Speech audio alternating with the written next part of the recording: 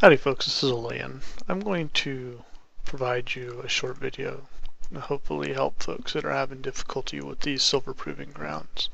The key to the silver proving grounds is really understanding the mechanics and being able to fight the encounter. Much like most of the boss fights that you'll see in most raids, it's less about how awesome you are at damage and how well you can actually execute the mechanics of the fight. And proving grounds are no different. We'll go ahead and get ourselves started. The first two waves of proving grounds are fairly straightforward. They're just things that need to be killed. During the first wave, we're going to have two adds that we have to kill. One is the Illusionary Slayer. It does absolutely nothing other than need to be killed. There's no mechanics involved other than getting rid of its health pool. The Illusionary Guardian isn't very difficult. You'll see that he puts up a shield, and you have to attack him from behind the shield if you want to kill him. Any attacks that come from the front side of the shield are completely ineffective. The second wave is going to have another Slayer, and that Slayer is going to be right here, as well as an AoE pack. This is really just to get you used to using your AoE abilities. So you see, I'll go ahead and start attacking the Slayer first, do some decent damage to him, and then I'll switch to AoE in this AoE pack while my dots finish off the Slayer. If you're not a dot class, obviously you'll probably want to go ahead and kill that Slayer first, then switch to AoE. Some classes there might be some exceptions, depending on how your spells interact. So those first two waves are fairly simple. The next two waves teach you how the Amber Weavers work. The Amber Weavers summon a little orb of amber that chases you around. If it touches you or if it touches one of the adds, it will encase whoever it touches in amber as well as things that are nearby. When you're encased in amber, you're stunned and you're unable to move, and you take additional damage from all sources. So I like to drag this amber in front of other NPCs. It's helpful for NPCs that you want to stun, but it's also helpful for killing them off quicker because they'll take additional damage while they're stunned. You can actually circle around and cause the Amber Weavers to get hit by their own amber. This is particularly effective in waves where you can have multiple Amber Weavers, or when you're just getting down to those last couple of things that you have to deal with. In that particular case, it takes the amber a little while before it actually kicks in, so you can stand right on top of it and then run through it as soon as he starts summoning that ball of amber. You can see that he always puts it in front of himself in the direction of wherever you happen to be. So if you're standing right next to the Amber Weaver, as soon as he starts summoning, you can run over to the opposite side and finish him off.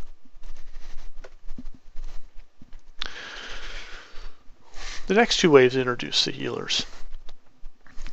The healers can be stunned, they can be crowd controlled, they can be hexed, polymorphed, sheep, whatever it is that you want to use to prevent them from casting spells, as well as being interrupted, so they can be kicked, pummeled, wind sheared, silenced, what have you.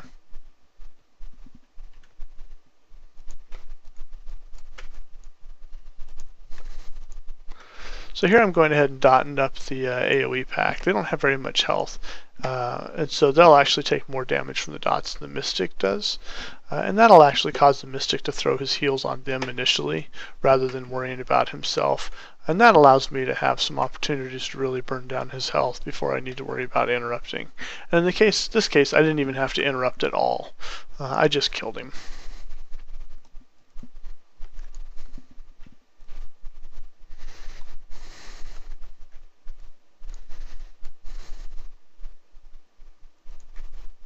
The larger Illusionary Mystic has a little more health, so he takes a little longer to kill.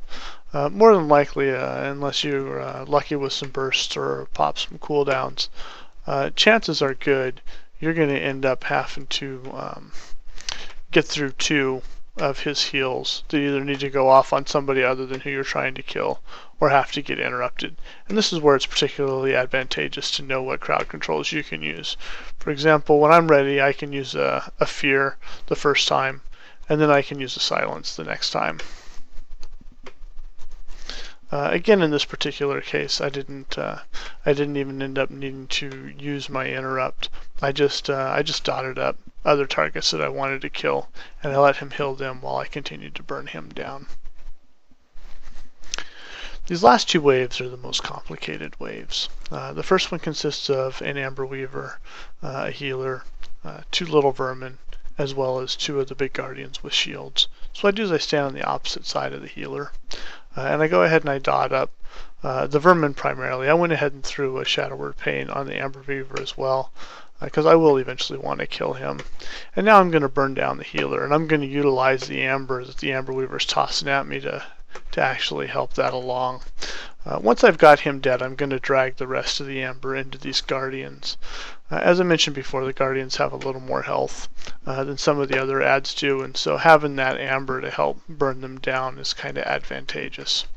I went ahead and threw another dot up on that Amber Weaver. He's probably going to die here shortly, and I'll drag this last orb into the Guardian, and I can use that to help finish him off. Alright, the last wave is the really difficult wave, and it's good that I've got a few seconds to explain it. So there's going to be an Amber Weaver here. There's going to be one on the opposite side as well. And then there's going to be a healer in the middle, and then there's another ad that we have to kill. So what I do is I pick one spot and I stand between the healer and one of the Amber Weavers. And you're going to crowd control one of the Amber Weavers. In this case, I used a Fear. And then you want to kill the Amber Weaver that's on the side opposite where you're at. And you'll see how he threw his little globe into the healer.